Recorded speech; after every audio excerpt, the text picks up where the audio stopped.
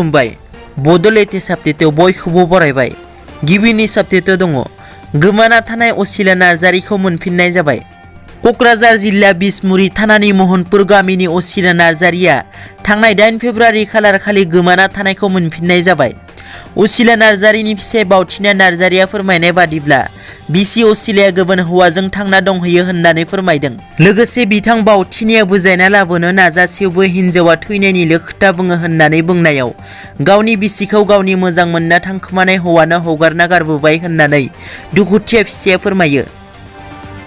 नैथियाव दङ गुवाहाटीनिफ्राय फैनाय गंसे ट्राकआ जाब्रबथाय। गुवाहाटीनिफ्राय क'क्राझार फारसे फैनाय AS17B 0145 नंनि लहा रडजों आबुं गंसे ट्राक गारिया मैया फुंनि 5 रिंगायाव नायगाव दालाङाव बेलथायो। मिथिनो मोननाय बादिब्ला दालांनि गुदिया गोथौ गोदोलांनायनि जाउनाव बे जाथाया जायो। मख'नो गोनांदि बे जाथायाव ट्राक सालायगिरिया जिउ रैखा मोनो। थामथियाव दङ प्रमद बर'आ बुंदों आं खमलानि बोथोराव खमला रानदों। हाग्रामाया जे थांनाय 17 बोसोराव जौ रानदों।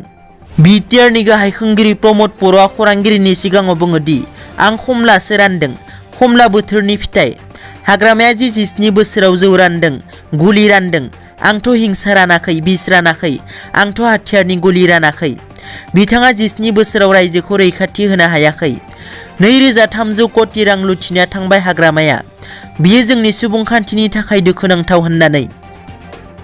ब्रैथियाव दङ 39थि दुलाराय आसाम जुनियर जिल्लायारि हिनजावसा काबादि। 39थि दुलाराय आसाम जुनियर जिल्लायारि हिनजावसा काबादि बादायलायनाय हाबाफारिया मैयानिफ्राय बाक्सा जिल्ला तामुलपुर महकुमानि बेन्दोङाव थानाय कसुबारि गोजौ फरायसालिनि गेलेग्रा फोथाराव जागायजेनबाय। काबादि गेलेजेननाय फोथारखौ BTR नि गाहाय मावफुं सोद्रोमा प्रमद बर'आ बेखेवजेननानै होयो। मख'नो गोनांदि आसामनि मोन 27 जिल्लानिफ्राय काबादि गेलेनाय बादायलायनायाव बाहागो लाफैदों आरो बे बादायलायनाय हाबाफारिया मैयानिफ्राय सानथाम एबा गाबोन 14 खालारसिम जागोन होनना अल आसाम काबादि एस'सिएशननि नेहाथारि बिथाङा फोरमायदों।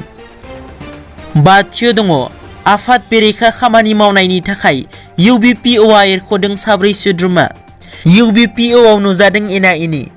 UBPOनि मिरु आफादनि गाहाय नेहाथारि अनिल बसुमतारिया गांसे फोसावनायनि गेजेरजों 4 सोद्रोमाखौ आफादनिफ्राय बोखारनायनि खोथाखौ फोरमायो। गाहाय नेहाथारि बिथाङा फोसावलायै फोरमायनाय बादिब्ला 4 सोद्रोमाफ्रा आफादनि बेरेखा खामानि मावनायनि थाखाय मिरु आफादा बिबाननिफ्राय एरख'नायनि थांखि लादों होननानै। एरख'जानाय 4 सोद्रोमाफ्रा फारियै बिजेन्द्र बसुमतारी, लिङाइ गाहाय नेहाथारि, जादब बसुमतारी, अर्गेनाइजिं सेक्रेटारि, पिनाक्षी बसुमतारी, आफादगिरि डिब्रुगड़ जिल्ला UBPO आफाद, कनकसा बर', आफादगिरि कामरुप मेट्र' जिल्ला UBPO आफाद। दिनैनि रादाबा एसेनोसै। नोंथांमोना जुदि आंनि चेनेलखौ दासिमबो साबस्क्राइब खालामाखै, अन्नानै साबस्क्राइब खालाम। गोजोन्थों।